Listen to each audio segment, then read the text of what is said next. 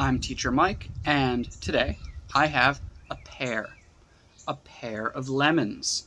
So when we have two of something together, we call that a pair. You can have a pair of anything.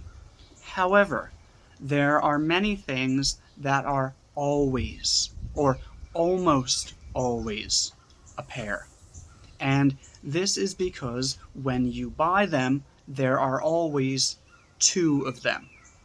Or they are designed for something that there are two of. So let's look at some examples. First, shoes.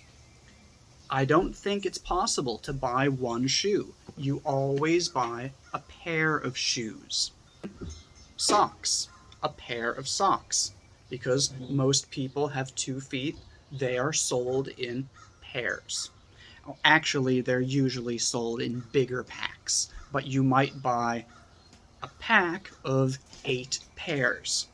A pair of pants, or a pair of jeans, or a pair of trousers.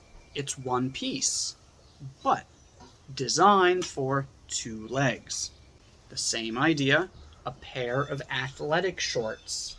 These are not called short pants, these are called shorts. And because they are used for sports, we call them athletic shorts. So a pair of black athletic shorts. And then a pair of swimming shorts or swimming trunks. Some people say shorts, some people say trunks. But because most people have 2 legs, they are designed for people who have 2 legs, so we call them a pair. The same idea here, we have a pair of boxers. And most people have 2 ears, so headphones are designed for people with 2 ears, so a pair of headphones. Most people have 2 eyes, so glasses are designed for people with 2 eyes, a pair of glasses. A pair of sunglasses. A pair of gloves. And also for the winter, a pair of earmuffs to keep your ears warm.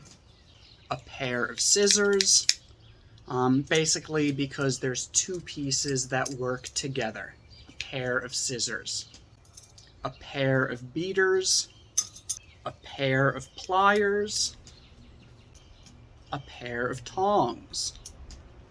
And finally, a pair of dumbbells.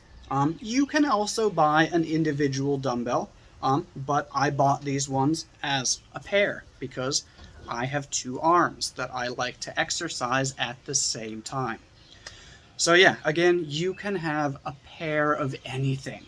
But today I wanted to show you some examples of things that are almost always in a pair. Thank you for watching.